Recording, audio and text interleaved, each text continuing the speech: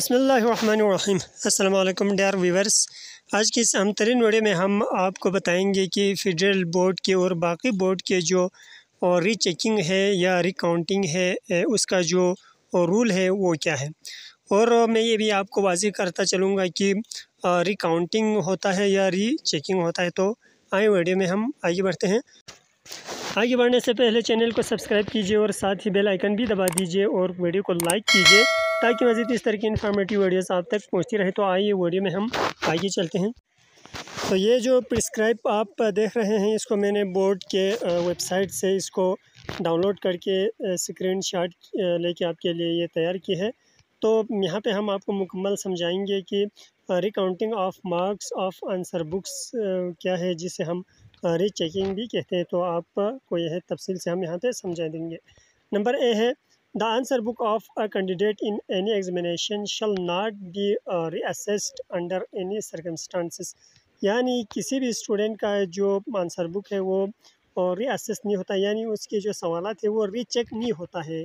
दरअसल हम समझते हैं कि सवाल रीचेक के लिए हम देते हैं तो हम समझते हैं कि हमारे नंबर काफ़ी बढ़ जाएंगे। तो ऐसा नहीं है। रीअसेस यानी रीचेक जो है वो नहीं होता है अंडर एनी सर्कमस्टांसिस, किसी भी हालत में। However, after the publication of the results of the board's examination, ताहम जो रिज़ल्ट जो है अनाउंस होने के बाद, if a candidate whether passed or fails, कोई भी जो स्टूडेंट पास हो या फेल हो, has strong grounds and belief that some mistake has been made in connection with, यानी उसको ये मुकम्मल यकीन हो कि कोई गलती की गई है with his results, उसके रिज़ल्ट्स के साथ, he she may apply to the controller of examination on prescribed application form, यानी वो कंट्रोलर ऑफ एग्जामिनेशन को वो अप्लाई कर सकता है जो है फॉर्म के साथ वो अप्लाई कर सकता है with attested photocopy of marksheet for recounting of marks. उसके मार्कशीट के जो अटेस्टेड फ़ोटोकॉपी है उसके साथ, ताकि उसके जो मार्क्स है वो रिकाउंटिंग की जा सके। Of his answer book in one paper और मोर, यानी वो एक पेपर में एक से ज़्यादा में भी वो कर सकता है। एज द केस में भी ऑन पेमेंट ऑफ प्रिस्क्राइब्ड फी, यानी उसके लिए जो है फ़ीस उसको भरना होगा। नंबर बी जो है, application for recounting shall be received up to 20 days from the date of announcement of the result.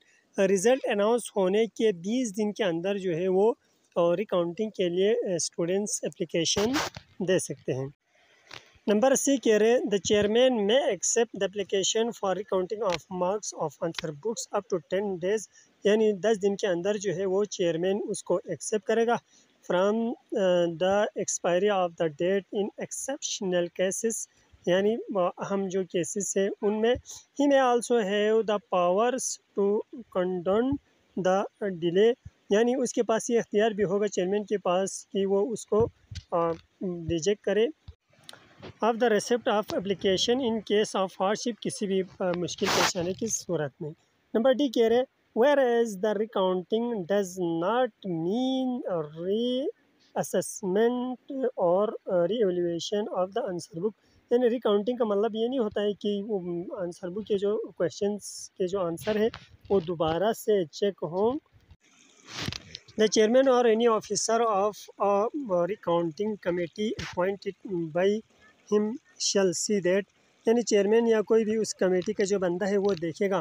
Number एक, there is no mistake in the grand total on the title page of the answer book, यानी answer book के जो ground total है उसमें कोई mistake है या नहीं। Number two, the total of various parts of a question has been correctly made at the end of each question, यानी हर क्वेश्चन के जो आखिर में जो क्वेश्चन का जो टोटल मार्क्स है वो सही तरह रिकाउंट हुआ है या नहीं हुआ है। Number three, all totals have been correctly brought forward on the title page of the answer, और सब का जो टोटल है वो आंसर बुक के जो फ्रंट पेज पे जहाँ पे टोटल किया जाता है वहाँ पर भी वो जो टोटल है वो सही रिकाउंट हुआ है या नहीं हुआ है। Number four, no portion of any answer has been left unmark, यानी कोई भी पोर्शन आंसर का जो है वो मार्क हुए बगैर कहीं रह तो नहीं गए हैं। Number 5, total marks in the answer book tally with the marksheet, यानी मार्कशीट के जो आंसर जो टोटल मार्क्स है उसका और आंसर शीट के जो मार्क्स का जो टोटल है उसको टेली किया जाएगा, यानी आपस में मवाजना किया जाएगा। Number 6, the answer book of any part thereof has not been change detach, यानी जो आंसर बुक है उसका कोई हिस्सा जो है वो मिस कहीं नहीं हुआ है, ये भी देखा जाएगा। Number 7, the handwriting of the candidate tally in the questions answer book, जो आंसर बुक में जो हैंड राइटिंग है उसको भी जो है वो मवाजना किया जाएगा। नंबर ई जो है, the recounting committee in the event of detection of any omission और मिस्टेक, यानी रिकाउंटिंग कमेटी जो है कोई गलती वहाँ पे पाए जाने की सूरत में इन द स्क्रिप्ट और in the compilation of the result of candidate shall report the case to the controller of examination, यानी वहाँ से जो गलती या रिकाउंटिंग में या किसी भी सूरत में उसको पाया जाएगा तो वो एग्जामिनेशन जो कंट्रोलर है उसको जो है वो रिपोर्ट करेगा। वो shall forward the case along with relevant record और रिकमेंडेशन, वो जो है उसको केस को आगे फॉरवर्ड करेगा टू द चेयरमैन को फॉर अप्रूवल के लिए। After approval the controller of examination will get the omission rectified by referring, यानी उसके बाद जो है जो वहाँ पे मिस्टेक हुआ है उसको वो क्या करेगा, दुरुस्त करने का हल होगा। हेड और sub examiner secretary officer as first priority पहले ही मरहले में। However in case of real hardships due to non availability of concern officers, अगर ऑफिसर्स की दस्तयाबी न हो तो the controller of examination shall identify a panel of available, यानी जो कंट्रोलर ऑफ एग्जामिनेशन है वो एक पैनल बनाए of available reputed senior head sub head examiners, यानी उनका एक वो पैनल बनेगा ऑफिसर्स का on case to case basis for suitable nomination by the chairperson, ताकि वो उस केस को आगे हैंडल करें।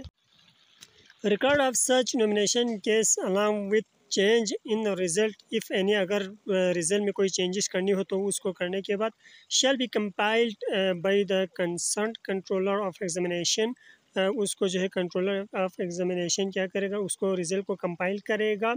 Revised marksheet will be issued on surrendering